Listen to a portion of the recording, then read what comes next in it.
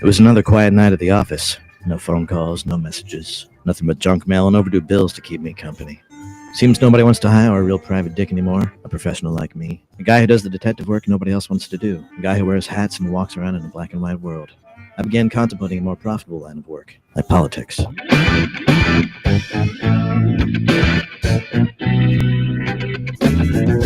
are the show you want to know. It's time to talk to Joe. All right, folks, good afternoon and welcome to the Wednesday edition of the Joe Mangiacotti Show on AM 830 WCRN. I'm Joe Mangiacotti, and you can join the conversation for the next hour at 508-871-7000. That's 508-871-7000.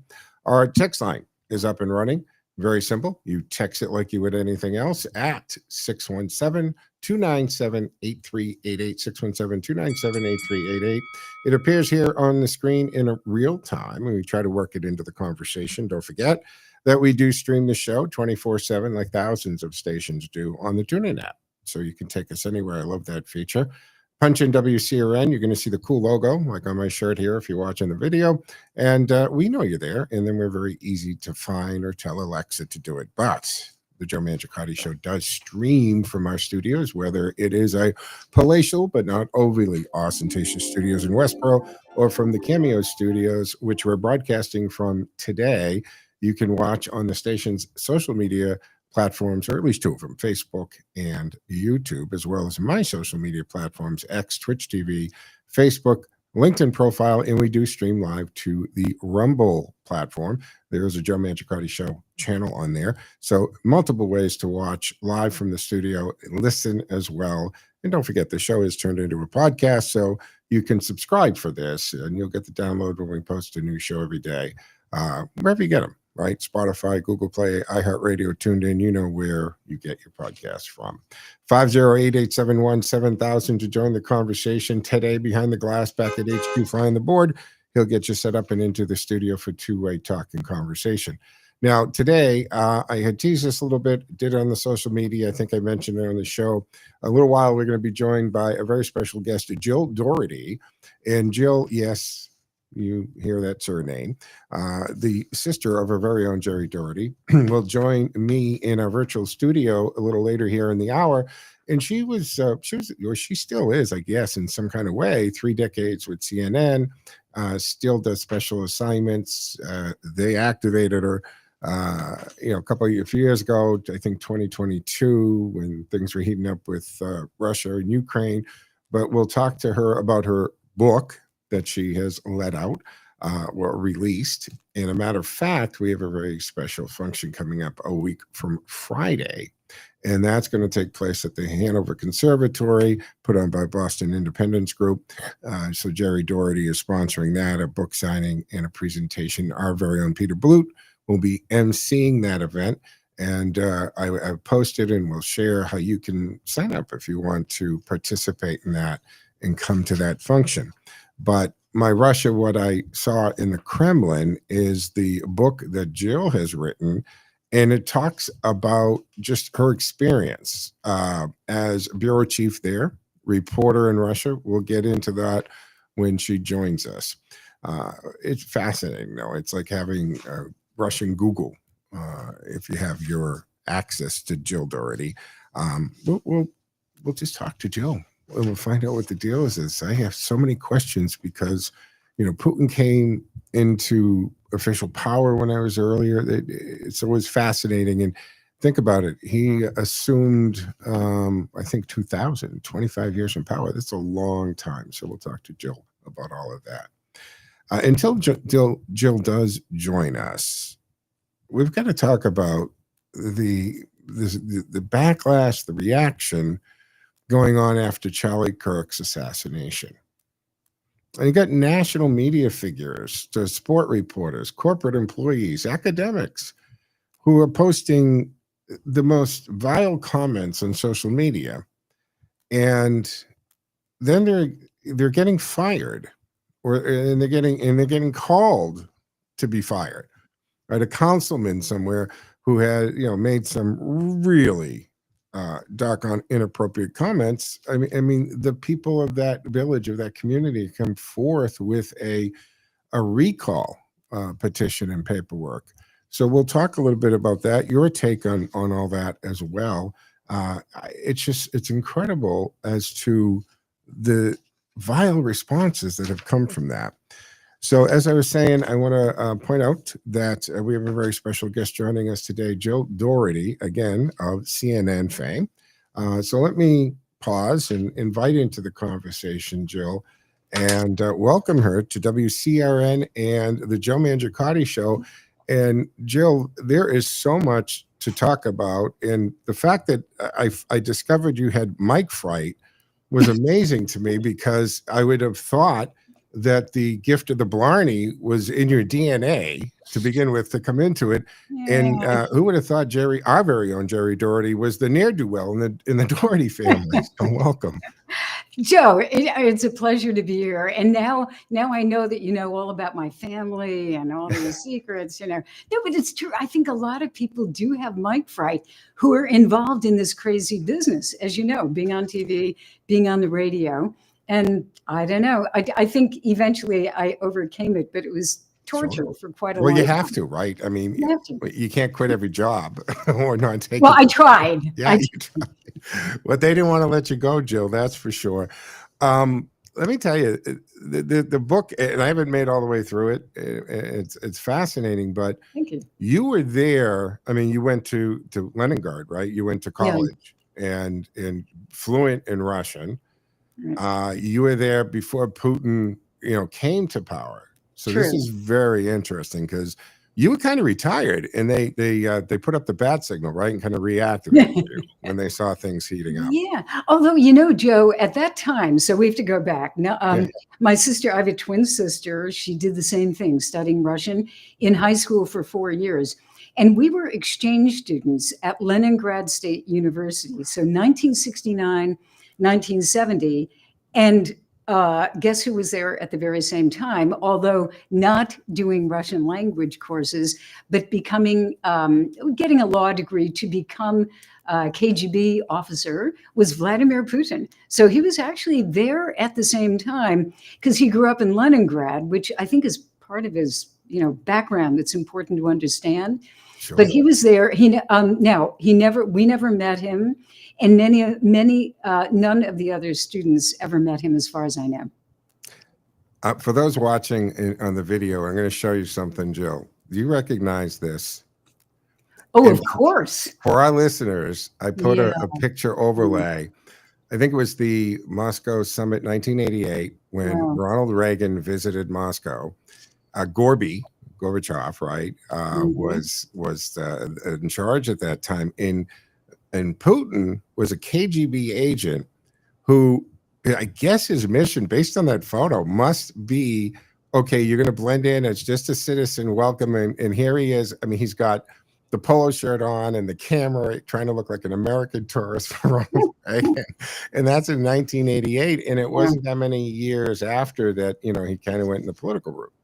Yeah, because like the late 80s, right now, Gorbachev, and probably a number of your listeners obviously remember him, but in Russia right now, he is just, criticized right and left for, quote, destroying the Soviet Union and bring about all of this, the problem that they feel that they have. And, a lot of Russians long for those days when they were the superpower and Gorbachev was meeting with Reagan and they were on the world stage. And this is what Putin really, in my opinion, wants: back in the game, back on the stage, world leader, etc. He longs for those days. Oh, yeah. You think he would love to reconstitute this former Soviet Union? I mean, I don't think I would put it exactly that way. I mean, he's not, okay, so Putin is not a communist. And I think in Russia, although there still are communists, but, that period is over.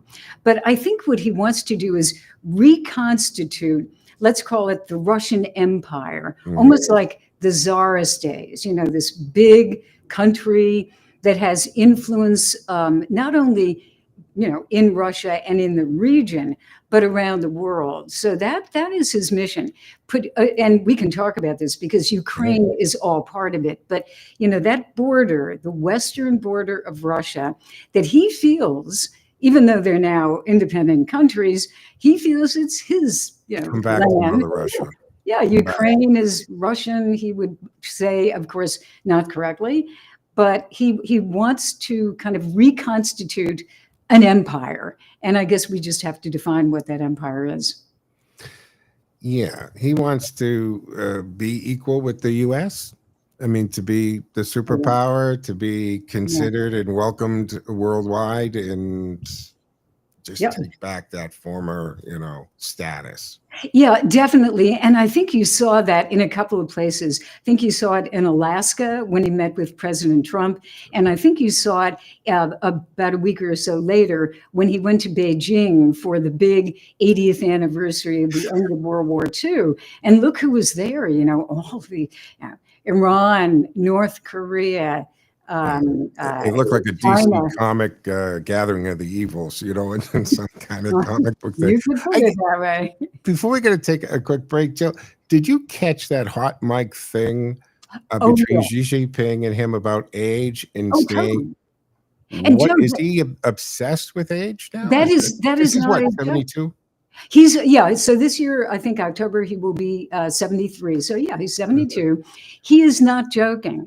Like he said, as we remember, hey, maybe we can live to be 150 or maybe live forever because of transplanting organs from, I'm not quite sure what, but in any case, organ transplants. But this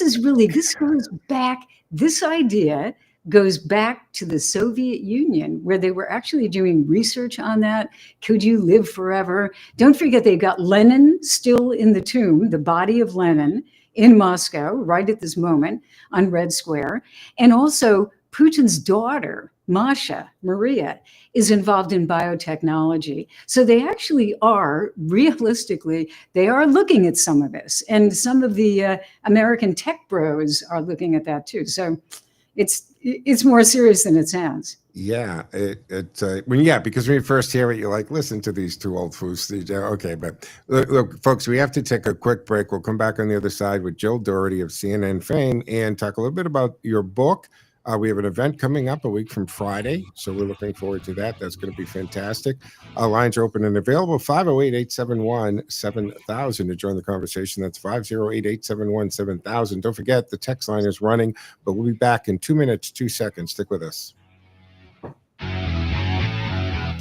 What if your body already knows how to heal? It just needs the right support to do it. Bioregulatory medicine is a total body and mind approach to health that works with your body, not against it. It's a safe, gentle, drug-free, and proven medical model that supports your natural ability to regulate, adapt, regenerate, and heal without side effects. Whether you're seeking to restore health or prevent illness, bioregulatory medicine offers a smarter path forward. Take control of your health with knowledge. Visit brmi.online, home of the Bioregulatory Medicine Institute, a nonprofit global leader offering a powerful free library of trusted resources, articles, podcasts, videos, and more, all at your fingertips. Visit brmi.online.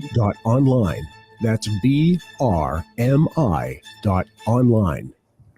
Are you tired of the Orwellian speech, the hypocrisy rampant throughout government, and within the Beltway? I'm reminding you Talk Radio is the immune system to the partisan bias, political rhetoric attacking us on a daily basis. Get inoculated. Tune in to Joe Mangiacotti on WCRN 830 AM, where common sense meets common ground. Joe is the conservative voice with a twist, blending a constitutionalist respect for our founding principles with a libertarian strive for freedom. He's got a unique style that's half constitutionalist, half common sense, and all about empowering you. Just listen to his callers. Joe, I have to tell you first, I've listened to you a couple of times on your own show here, and I have to tell you, I enjoy listening to you. You have some really good, intelligent, cogent thoughts rather than just the constant monologue of conservative talk that sometimes we get wound up in. Joe's even tempered intelligent approach cuts through the clutter and dives into the issues that matter to you. Join Joe Mangiacotti for Common Sense Conversation for the Common Sense Citizen and discover how logic, truth, and a calm voice can change minds, even those who might disagree at first. It's not just talk, it's a movement. Catch Joe Mangiacotti, WCRN 8:30 a.m. All right, folks, welcome back here to the second segment of the Wednesday afternoon edition of the Joe Mangiacotti Show on Radio Central, AM 830 WCRN. Lines are open and available at 508-871-7000. That's 508-871-7000. In studio, Jill Dougherty, or virtual studio, Jill Dougherty of CNN fame and the author of My Russia, What I Saw in the Kremlin.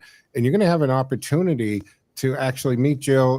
Book signing, Jill, is going to take place at the Hanover Conservatory. Peter Blute, our very own Peter Blute, and she'll love to be able to see our very own Jill Dougherty, our very own Jerry Dougherty, and our very own Peter Blute will be emceeing the function there, and you're going to give a little talk about Russia, and it's like having our own personal Russian Google machine here, because your knowledge is so in depth, and I want to go back to the earlier days in Leningrad State University. What made you want to study Russian, especially at that point in the Cold War? What were you thinking?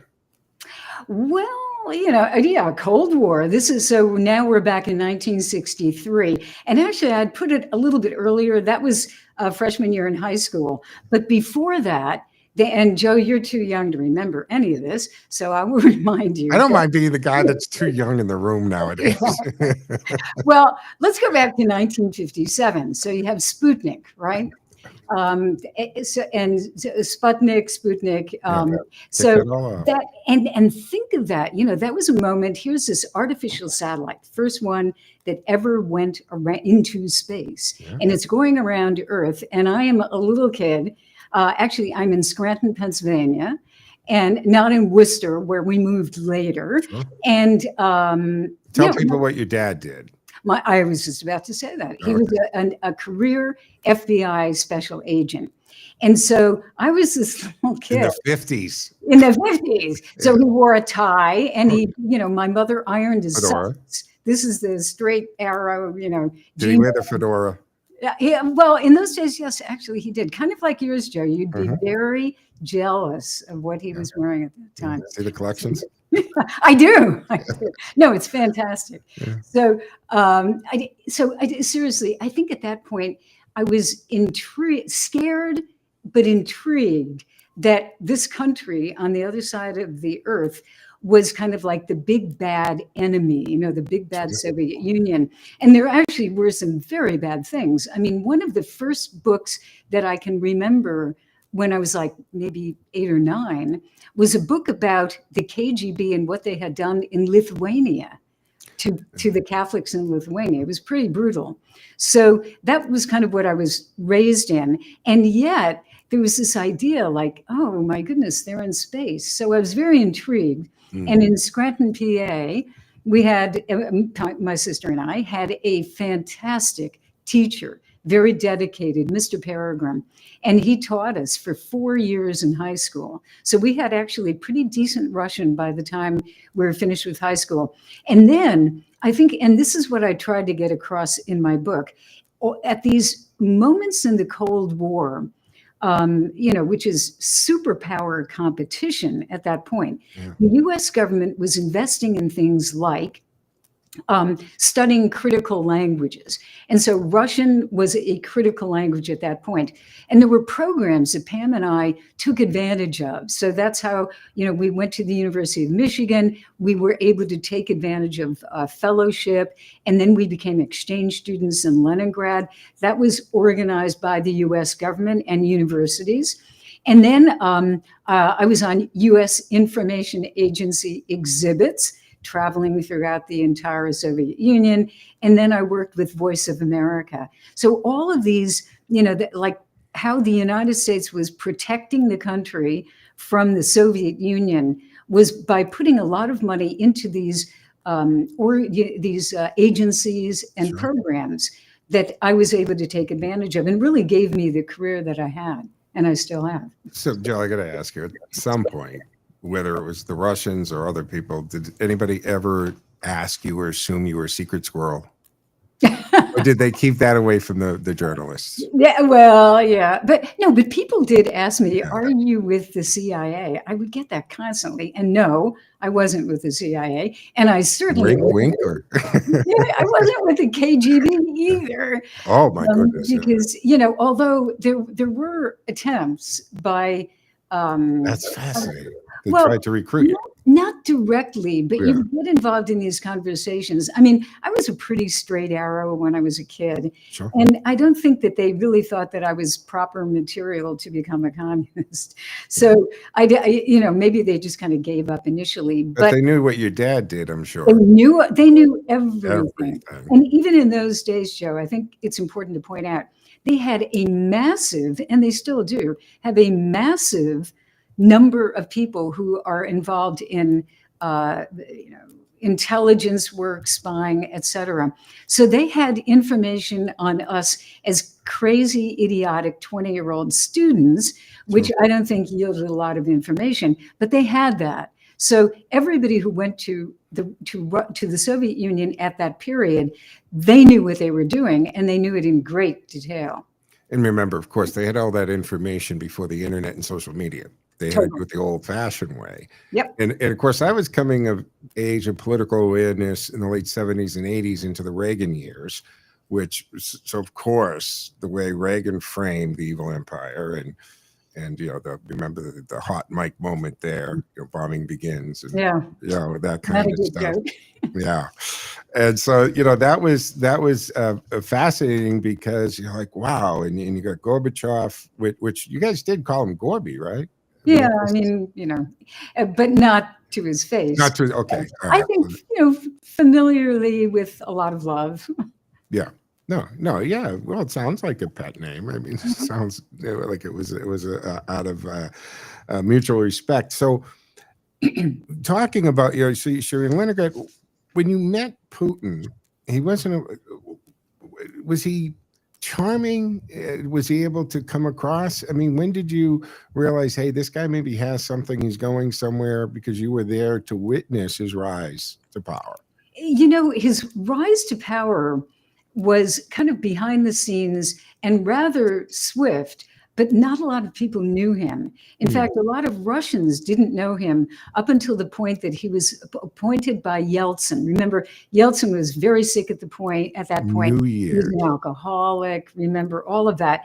And so Putin comes on the scene, and I covered this period, so I remember very well that there was like a revolving door of prime ministers. And, Yeltsin would say, here's my new prime minister, and then he would fire them the next day.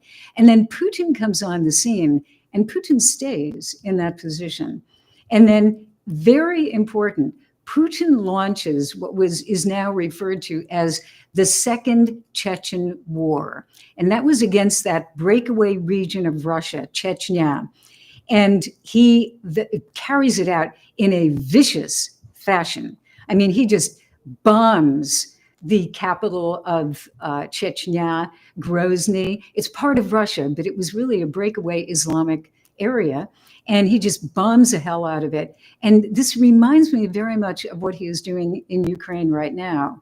So getting back, not a lot of people knew exactly who he was, but I can remember the first time I set eyes on him was in March of 2000 during the election. So Yeltsin steps down around Christmas, end of the year, actually New Year's, in 1999, and says, this is my heir apparent. And then they have to have an election. So they schedule that for March. So here we are in March. I'm in Moscow, and Putin won. But actually, at that point, it seems crazy to say this, but it was actually a relatively well conducted for Russia election. So Putin is elected, and now I'm at headquarters that night, like midnight, 1 o'clock in the morning. And he walks in, and I can remember, Joe, what I thought when I saw him. Number one, he is not very big. Like, I am not very big. I'm 5'4", but he is. He might be like 5'6", 5'7". He's not tall. Well, I can see that in Alaska next to Trump. Remember? Yeah, You could see it's that. totally different. He's much smaller. Not to say that he's not in good shape. And at that point, he was in his 40s. He looked, strong and kind of athletic. So he walks in. He doesn't have a tie and a jacket at all. He has this kind of sweater, and he looks very athletic and very undrunk. I would put it, compared Compared to what you were used to. Yeah. And so here's this guy, and I think a lot of people at that point thought, because he said the right things, thought maybe things will be different. Here's a guy who's talking, he said all the right things. Right. Freedom of speech, freedom, unity of the country. And he seemed to be saying things, and economic reform. He was talking about that. But one of the first things that he did when he was actually the president was to crack down on the media. He went after them in a variety of ways. Did he take the biggest one over first or something, right? Got to move in. He seized the largest media outlet. Yes. Yeah. Yes, exactly right. And in fact, I covered that. NTV, it was a really popular channel. It would be the equivalent of like major TV channels today here in the US. And he took it over. But there were guys with guns. I mean, I remember that. But it was more, he ginned up this idea that they were, I don't know, cheating on taxes or some, financial dealing gone wrong, which was just a fig leaf for taking it over. And then he went after the media. And today, it's entirely propaganda. Yeah. Interesting. So when you were saying he came in dressed like that, I mean, you had no idea where he was going in his career, obviously, at that time. But he struck you as a personal person. And because I don't want to run out of time, because he surprised you with a kiss at an event. Yes. And that I mean, and I would think at that time, if Putin kissed an attractive young lady, it either means she's going to end up on a yacht or maybe disappeared. Or out a window, yeah. Exactly. What were you thinking? What was the circumstance? Well, okay, so we have to explain. So I then become the Moscow bureau chief like in 1997. And in the beginning, I mean, we had a pretty decent relationship with the Kremlin. It was, I think they respected, because I tried to be fair. Can we pause the story for 2 minutes? Because I can't control the clock. You know how this goes, right? In the business, folks.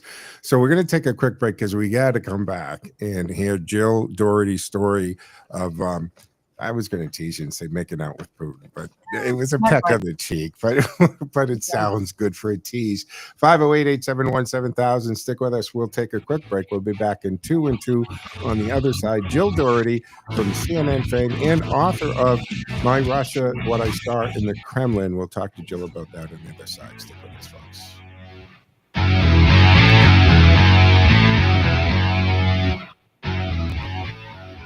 Time now for the forecast from the Boston Independence Group Weather Center. Call Jerry Dougherty today at 877-772-1776. Retirement is within reach. I'm meteorologist Sherry Spear, and here's the latest Boston 25 weather on Radio 830 WCRN. Get set for afternoon, lower 70s, and some increasing clouds as well. Most of you will stay dry despite the cloudier skies than we've had in the last few. There might be Jill, our audio is going. We're still streaming on the platform, so be aware people can watch us, but I thought we could take a minute and a break. So come back and finish the story because it's fantastic. And you spent a lot of time trying to analyze what it meant, right? Yeah, that'll be fun. I'll keep it short. All right, cool. All right, and then we'll just kind of hit the trajectory, and I like to get your take on what's going on with Ukraine. What do you think is going to happen here? Yeah.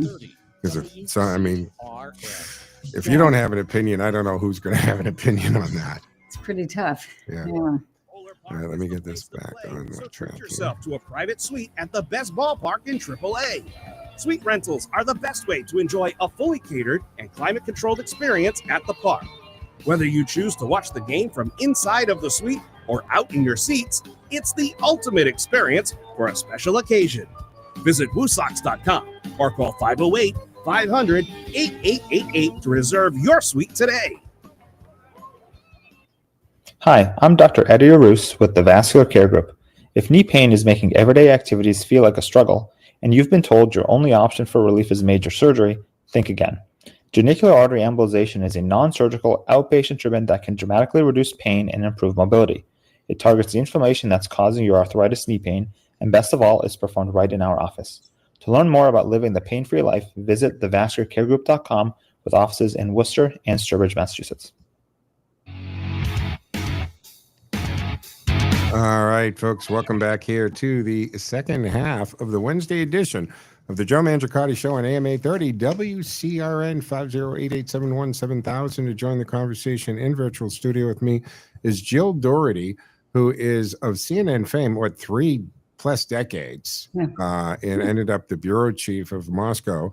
And, hey, I'm going to go with student exchange. And then, you parlay this into this fantastic career. But you came across a situation, and it was some kind of gathering. Why don't you set that up for us as to what was going on that night? Well, this was called the Valdai Discussion Group, and it still exists, but basically no Americans go to it anymore. But at that point, I went pretty much every year. Putin, it's a big confab of experts on Russia, and Putin talks, and he would talk for like 3 or 4 hours. And I had just so-called retired. I don't think I'll ever retire, but retired from CNN. And I thought, I should still make a pitch to Vladimir Putin for an interview, because he's not an easy person to get an interview with. So there was a cocktail party afterwards, and I stationed myself, and I kind of make my way through his bodyguards up to him. And I said, hello, Mr. President, you remember me, Jill Dougherty. And he was very friendly. And I said, we'd love to do an interview anytime, any place. And he said, well, the guy who's in charge of my schedule is Dmitry. And you may have heard his name, Dmitry Peskov, who is the spokesperson. Yeah, he's in the news quite a bit. So I turned to Dmitry, whom I knew, and all of a sudden I feel this smack on my cheek. And I thought, what was that? And I turned around, I realized that Putin had kissed me. And then, I just thought, whoa, wait a minute, what just happened? Putin kissed me. This is crazy. It seemed out of character. It caught you off guard. Weird. And it did catch me off guard. And so after that, then quickly, he's whisked away and he's going to, who knows where. So I talked with a Russian friend of mine who's a journalist, female, and she said, oh, he kissed me too. I said, wait a minute, what are you talking about? So we actually went through why he would do that, because to be serious, I don't think Putin does much of anything without figuring it out as much as he can in advance. Why does he do the things that he does? He doesn't do anything without purpose and reason. Exactly. Yeah. So I think he, probably, I don't know, part of it was misogyny, like nice little girl. Yeah. The other, really, he is a misogynist. I hate to say that. And then I think also it was to put me on the back foot, like, she won't have a good question for me. It was an interesting moment, but that is what he does. He puts people on the back foot deliberately. Which is interesting, for that observation, then to project it to modern days and, how he deals with Trump, how he's dealing with just the world. He has a lot of people guessing. I know a lot of people say things like, isn't someone going to take him out in there? And what, how come we don't assassinate him like we have? Not that we haven't done that. I can't see that happening, though. He's in. There's all these rumors about his health, but he seems like he's strong as a horse at 72. He looks good. And I agree. I really think, Joe, that, number one, assassination would, just think of this, assassinating the Russian president. This is a country with nuclear weapons, and the chaos that might ensue. The implications of that would be just, I think, horrendous. Sure. So I would forget about it. This is not Castro in 1965. Right. Those days, I hope, are long gone. I hope so. Yeah, they're all gone. Yeah. Let's touch on the war in Ukraine. It's forced many observers, of course, to reevaluate their conception of Putin's Russia. You were covering it in 2022, like you said, kind of not ever really retired. You're still on speed dial at CNN. And well, tell me about that day. You get a call. You say, "Hey, Joe, put on your cape. You got to get to Moscow," or what was going on? Pretty much. I mean, this is the period where before the invasion. So this is February 2022 is when it happened. So this is like January, pretty much, where the U.S. government came out and said Russia is going to invade Ukraine. And the Russians, of course, said, "Oh, what are you talking about? We're never going to invade. That is a lie. What are you know?" And the CIA and other intelligence officials knew and predicted that they were going to do that. I actually think that was a very important moment in information warfare to, call their bluff. So anyway, CNN and other organizations, but CNN heard that, believed it, and said, we'd better hustle them off to Moscow. So that's when I went. And that was, I mean, really, to me, a very dramatic moment, because Russia continued to lie to our face. Sure. And then all of a sudden, the tanks are rolling into Ukraine. Yeah. Well, I guess some could argue you don't, tell people what you're about to do. You don't share your plans. But when you got there, tell me about the atmosphere when you get the call. CNN says, in your book, you said something about, your passport's always renewed, your visa's always up to date. I mean, even though you're supposed to be retired, you seem like you're still, anything could happen at any time. So you got it and boom, you're off. What was the atmosphere when you got there? The feeling in the room, was it heavy? Was there tension? Did everybody think this is, it's nice to be here, see old friends, but this isn't going to amount to anything? Where were you on that? I was working out of the bureau, so that's right downtown in Moscow. And I remember thinking several times that this is a very confusing situation, because it was all playing out on TV. And so that was all part of this idea that, Russia is saying, we will never invade. What are you saying? And then at the same time, when the invasion actually happened, we've got video now coming from Kyiv, and, the bombing, bombs are going off in various places on the road to Kyiv. And the Russians are still saying, we don't do this. This is a lie. So it was very disjointed. And I think, at that point, nobody knew that this was going to last 3.5 years. That we're going into the 4th year of that war. Most people, and Vladimir Putin was one of them, who thought, mostly Putin didn't think it was going to last. He did. After 2014, Crimea, right? Crimea. We didn't really do anything. We didn't do much of anything. And it was a different operation. That was kind of like it's called gray zone. The guys in Crimea were the little green men, the guys without insignia, and denied that they were Russian, and they kind of, came in. It was a partisan type of thing. This is real live tanks, rolling down the road.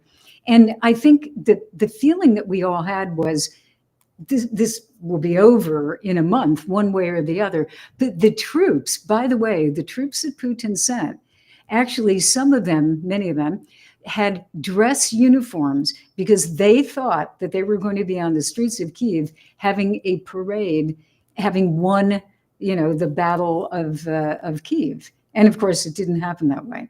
So now I think what I'm looking at, is the truly deep significance of this war, which is not over, obviously, but the significance of that and how it has transformed Europe, transformed Russia as well. So it's a major chapter.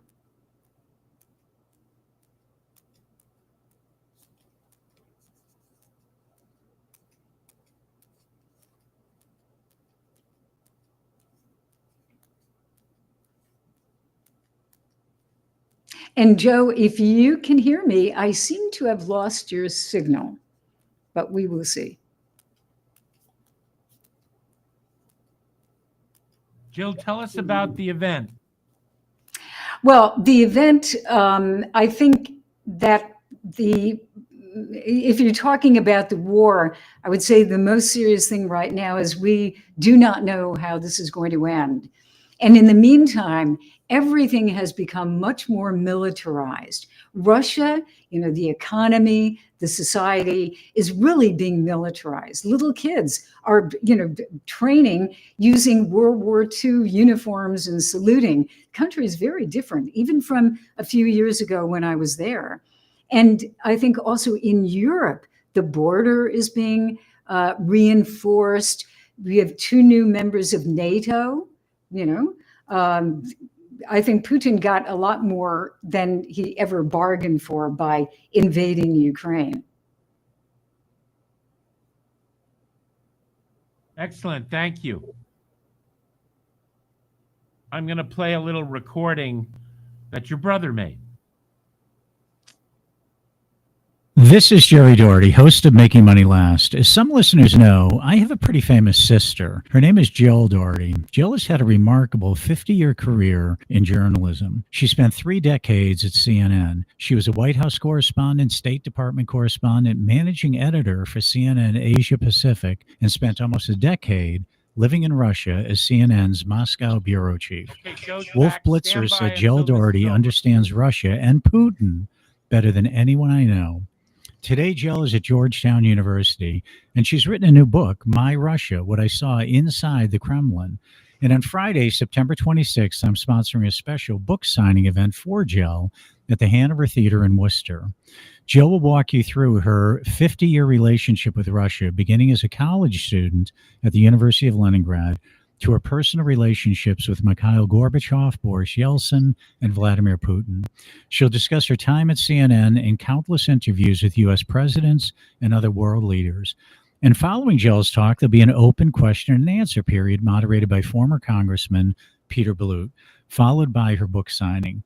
This event is completely complimentary. It's sponsored by my company, Boston Independence Group, but seating is limited, so be sure to reserve your spot today for this memorable evening by calling 877-772-1776. That's 877-772-1776. You're live. All right, welcome back. Sorry about that, Jill. My system froze on me. That's live radio, and that's what happens. I'm sure sometimes there was something at CNN happened. Yeah, it happens. It happens. The first time I heard Jerry doing that nice promo for a week from Friday, and when he said open, I thought he was going to say open bar, but I guess that didn't work out. That's later. Yeah, that's later. There you go. And of course, I'm going to have to grab you and get you in the corner because I want to know every detail about Jerry's childhood and what he was like, a brother and a little boy. Yeah. Get the scoop on that. Thank you for doing that. Thank you for that. I want to bring us, and I think when I lost it or it froze on me here, you were talking about, after the kiss, trying to work it out. He's very purposeful, calculating kind of man. And now we see how he does things today. And just as you said in Russia, the conflict in that. And I guess we're against the clock. Can you hold one more break, or do you? Sure. All right. Sorry, folks. Back in 2 and 2. Stick with us. Looking for a station that brings you all sides of the story? Tune in to 50,000 watt powerhouse WCRN, where the left and the right meet in the middle. Whether you lean left, lean right, or just want to stay informed, WCRN has you covered with diverse voices, lively debates, and thought-provoking discussions. From politics and health to pop culture, you'll hear it all right here. Radio Central, where opinions from both sides. I have no idea. That just froze. Sorry about that. Yeah, no problem. It doesn't usually happen. I'm talking and talking, and all of a sudden the cursor isn't going to control anything, but I don't know if I'm still on the air. I didn't know whether I was either. That's why have been helping families. You just keep talking. Yeah. Ted called me to tell me what was going on, but this is good. Basically, what I want to get into and come back is the relationship with Trump coming back in, and the symbolism and what is this? Where is this going? And I think he's kind of family homes. They handle it all with care. He's lied to Trump straight out. And maybe you get your opinion on the letter. Moving services are designed for the heavy stuff. Which letter? Didn't she send a letter to Putin? Basic move when you from Alaska. Call 978-793. Did you mean Trump? No, Melania gave Trump the letter. Oh, that letter. Yes, right. Start your move the mighty way. Mighty movers, moving you forward one mighty mile at a time.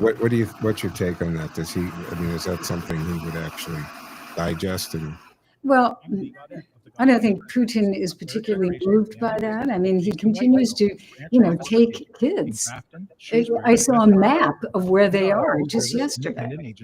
So, but my hat is off to Melania for saying that and making the plea. Come in to see us at any of our locations for a Come free back 8 assessment seconds. of your insurance needs. Also, listen to Radio Central WCRN every Friday morning at 9:30 for the Gaudette Insurance Show. All right, folks, welcome back for the fourth final segment here on the Wednesday edition of the Joe Mangiacotti Show on AM 830 WCRN. Jill Dougherty in virtual studio with me, who is with CNN for over 3 decades, Moscow bureau chief, and has just recently written this book. Jill, I should have asked you this. Is this your first book?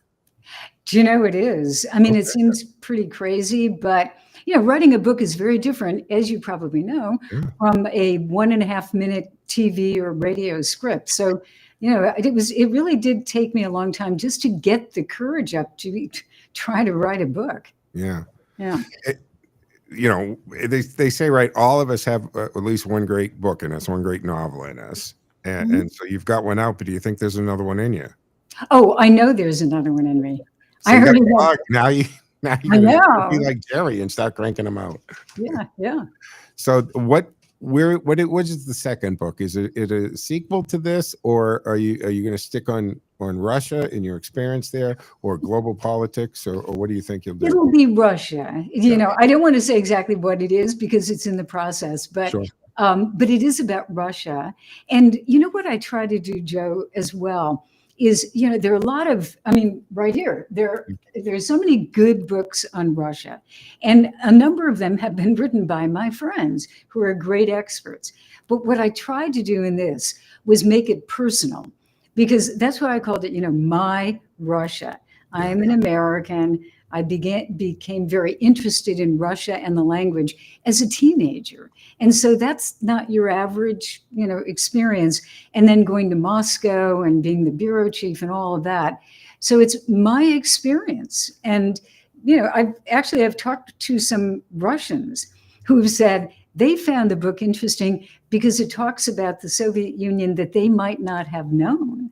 So I don't know. I'm just very glad that I was able to write it. Yeah, some of the stuff that, and I didn't make it through your whole book, but when you talk about going to that hotel and how shabby it was, and when you got ready to write this book, you went and checked out to see it was still there and operating.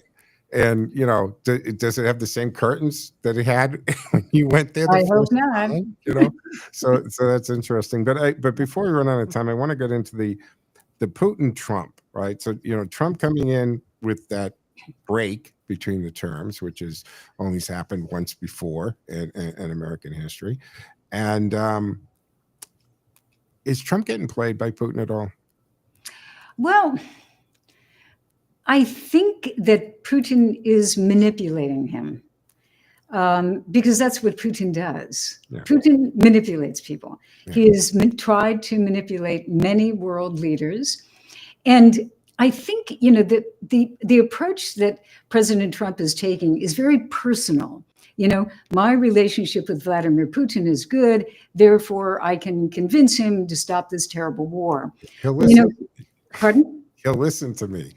He think might actually think that. Yeah, I think the problem is, Putin is a very serious guy who used to be in the KGB. And you just have to look at what's happening in Russia right now. Opposition is destroyed. Kids in Ukraine being kidnapped and taken to Russia, or at least taken to Russia. Launching a war that has killed or maimed 1 million of his own people, let alone the Ukrainians. This is not a nice guy. So I think, realism dictates that we just have to be much more. What's the disconnect, Jill, to what we consume in media about the Ukraine war in Russia? And I think you will have a much truthful, accurate understanding because you're there, you went there, you watched it, this stuff. Is there a big disconnect to what we're being fed as general population and what we see on the news versus what's really happening. Like you said, I don't think we hear a lot about the kids that are actually being scooped up and taken back to Russia. That doesn't seem to be a main. I know it happens. I've covered it. I've talked about it on my show, but I don't think that's a mainstream type of understanding and knowledge. It isn't. But you and I both know that there's a lot of news out there, and that it's one other thing in a string of horrors coming from Ukraine. So I just think if you're saying, do people who watch the news, listen to your show, other, TV, et cetera, do they know what's going on? Probably not. And they know generally what's going on, but this is a very complicated war. Yeah. Putin wouldn't call it a war, and you're dealing with a lot of history and, philosophy. And that's why Putin goes on a jag talking about history. To him, it's very important. To Americans, it might be, why is he going into all this background? But I think what we have to do is be really tough with him. I have a friend who worked in the State Department for years negotiating with the Russians. And here's what he said. This is how the Russians negotiate.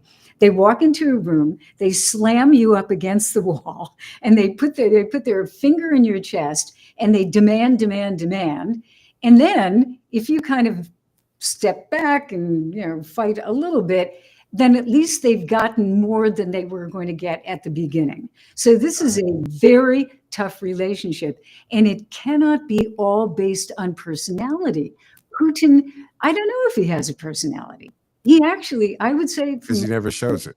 He is an essentially kind of, and I'm going to use this word, boring person in a physical way. He's blonde, he's kind of pale, he's small, he's not particularly interesting looking, but I will tell you, he plays a very strong role in terms of manipulating people and getting what he wants. And right now, he wants to take over Ukraine, either militarily, politically, economically, geopolitically. That is his goal. And he's going to do everything he can to get there. And I think as Americans, we have to say, we're going to fight back hard against him. When you were saying that, talking about how they negotiate, I'm hearing reminiscence of Trump style, because Trump goes into negotiation asking for the world. I mean, he asks for crazy stuff, and he ends up, when they negotiate it down, he kind of ends up with what he wanted to go in the first place. That's the old art of the deal. He wrote a whole book about this. Yeah. So I'm hearing kind of similarity in that style, which, of course, what does that mean when these two guys come together? But I think Trump might be thinking that there's going to be some kind of deal here and something made. Yeah. I'm wondering if he understands the commitment that Putin has to this and his historical understanding and desire to unite Russian-speaking people again.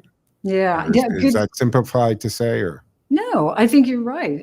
And I think, Mr. Trump comes at things because he comes from the business world. And I think his approach is, we can do a deal with this guy. If we just offer him the right thing or negotiate, push him. With the right sanctions, it costs manipulate, money, et cetera. Putin comes from a very different world of, number one, the Soviet Union, which is not exactly was not a subtle country. It was a country that locked people up and sent them to the gulag. So you're dealing with the tough guy. And then also you're dealing with this KGB operative, which he was. And a lot of what he did when he was in the KGB, he was in Germany, remember, at the end, like the 1980s. And part of his job was to manipulate people and entice them to work with him, not necessarily as spies or anything, but just to get what he wanted, information on machinery and things like that. So he is a master manipulator. And there's even this phrase, reflexive control. I mean, this is all KGB speech, but you entice, induce the other person to do what you want without their even understanding that they're doing it. And Putin is playing a lot of this right now in front of our eyes. But at this point, I don't think he is intent on having peace at all. It's not, he doesn't have to. So he gets to what he wants. Exactly. Yeah. Yeah. Quick question. Where were you when the wall came down? 89, I was in Chicago, and I was a reporter. This is right, CNN was invented in 1980. I joined in 83. So I was in Chicago reporting and, just kind of watching it from afar. But I can tell you, last story fast, in 1991, when the Soviet Union collapsed, I was on the front lawn of the White House covering George Herbert Walker Bush, at the end of the Soviet Union, standing there doing the live shot and thinking, oh my goodness, the country that I covered and studied for so many years is gone. And this still blows my mind.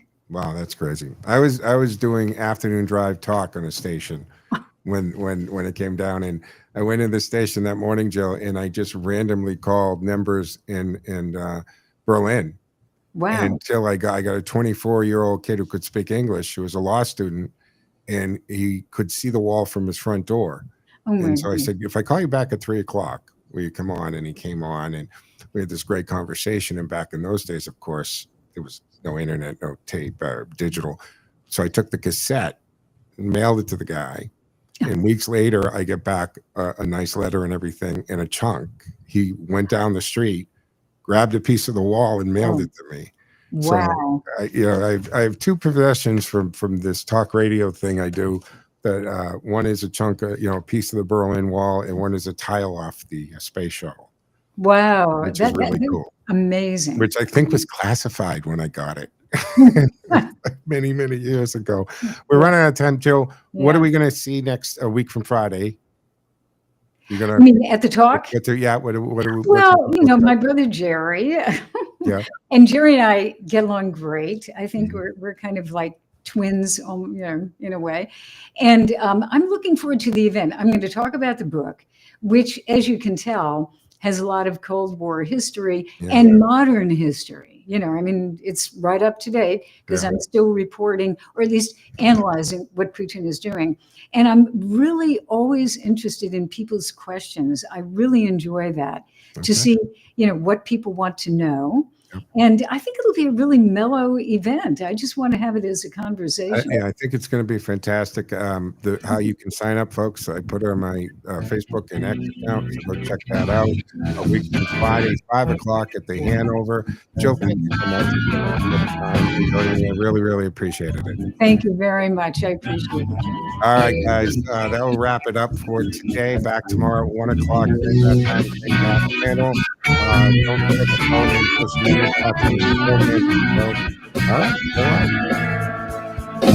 right.